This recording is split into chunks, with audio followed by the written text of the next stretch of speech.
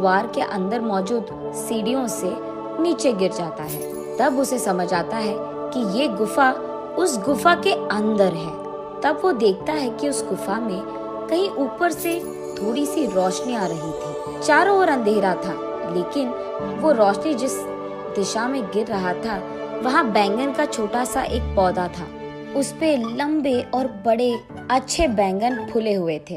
तब रंगैया सोचता है कि शायद बारिश या हवा के कारण बैंगन का बीज यहाँ गिर गया होता, इसीलिए यहाँ पे बैंगन का पौधा मौजूद है। चलो कोई नहीं, बैंगन तो बहुत अच्छे दिख रहे हैं। आज अगर इन्हें घर ले जाऊंगा तो आज का खाना तो हो जाएगा। ये फैसला करके वो उस पौधे से एक बैंगन को तोड़ता है। बस रंगैया के हाथ में जैसे ही वो बैंगन आता है वो सोने का बैंगन बन जाता है। रंगैया आश्चर्यचकित होकर दंग रह जाता है। वो उस सोने के बैंगन को अपने हाथों में लेकर उसे जांचने की कोशिश करता है और तुरंत वो सोचता है कि उसी पौधे से एक और बैंगन ले ले, लेकिन उससे पहले ही उस पौधे पे मौजूद सारे बैंगन गायब हो जाते हैं। रंगैया बहुत निराश होता है। चलो कम से कम एक तो बैंगन मिल गया।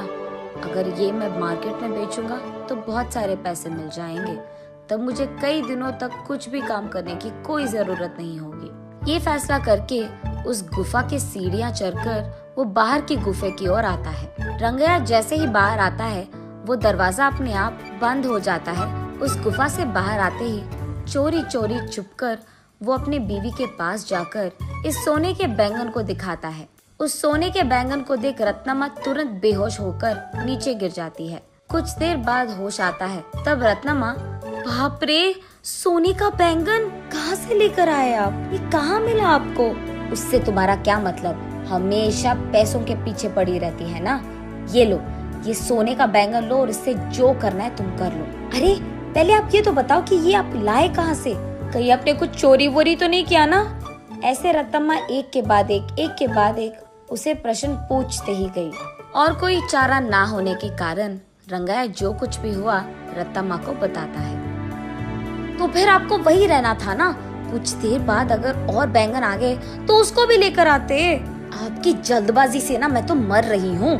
चलो जो हो गया सो हो गया। इस बैंगन से हम बहुत सारे दिन ना कोई भी काम करे बिना आराम से रह सकते हैं। गधे को अगर सोने का सिंहासन पे बैठाया गया ना, उसकी बुद्धि तो गधे की ही रहेगी ना।